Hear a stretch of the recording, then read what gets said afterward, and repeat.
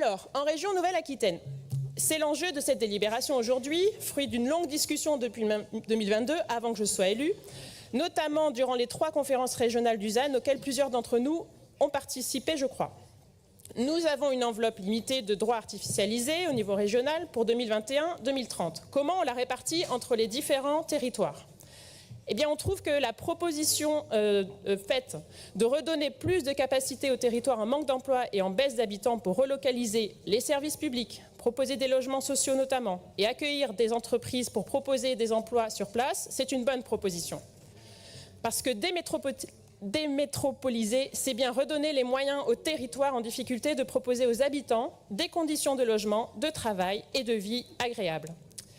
Et il faudra bien nous assurer que l'enveloppe dite libre que la région veut réserver pour des projets d'intérêt régional soit utilisée en priorité pour les territoires qui en ont besoin et pas pour compenser en creux les territoires plus dynamiques qui vont légitimement faire plus d'efforts pour réduire l'artificialisation. En tout cas, nous y veillerons. Et par contre, dans ce SRADET, on a un problème. On a un problème de base.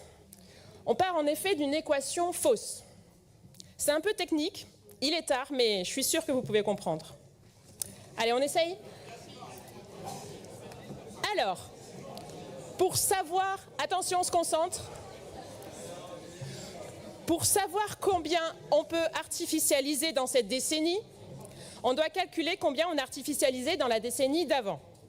Alors, la région a fait le compte pour tous les projets. Et parmi ceux-ci, bien sûr, le gros projet d'artificialisation qu'a été la LGV Tours-Bordeaux. Et comme nous l'a bien précisé, l'artificialisation, ça a été compté du grillage au grillage. Donc, 1 km de LGV Tours-Bordeaux, ça artificialise 13,5 hectares.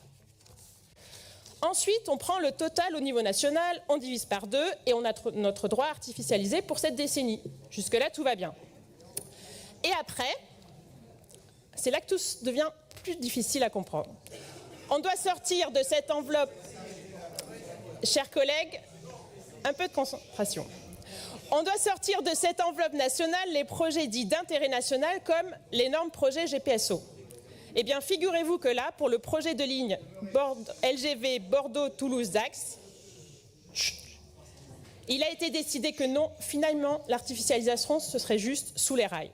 Donc, 1 km de LGV Bordeaux-Toulouse-Dax n'artificialise plus que 3 hectares. Donc, 4 fois moins que pour la LGV de la décennie d'avant. Alors, là, il s'agit juste d'un problème grave d'application de la loi.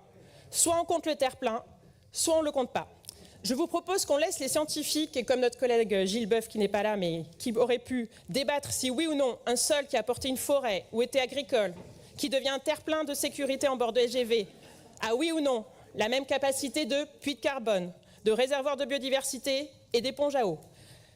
Et ce n'est pas qu'une question de passage de lapin, Monsieur le Président, si jamais je peux me permettre. En tous les cas, si on demandait à l'État d'appliquer correctement la loi ZAN, si on prenait la même règle pour décompter l'artificialisation des 2 projets de LGV dans les 2 décennies, eh bien ça ne passerait plus.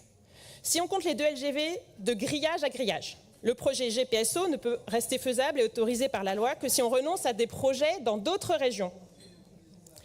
Et si on compte les 2 LGV sous les rails, eh bien le projet GPSO n'est plus faisable, sauf si on renonce à tous les projets régionaux et de nombreux projets dans les intercommunalités.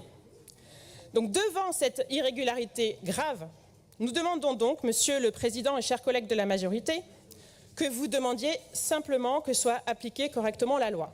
Tout simplement. Et même si cela vous pose un problème pour le devenir du projet GPSO. Pour conclure, nous confirmons que l'objectif du zéro artificialisation nette est plus qu'impératif pour l'avenir de nos enfants. Nous rappelons que cet objectif est tout à fait faisable si on y met la volonté et les moyens pour accompagner les élus locaux. Par contre, la mise en œuvre qui nous est proposée en Nouvelle-Aquitaine ne va pas jusqu'au bout compte tenu de ce grave problème de décompte à résoudre au plus vite. Nous attendons le vote pour nos amendements pour nous prononcer. Et je vous propose, si vous le permettez, puisque j'ai oublié de vous le dire au tout début, de donner la parole à Stéphane Trifiletti quand vous le voudrez. Quand vous le voudrez, Monsieur le Président.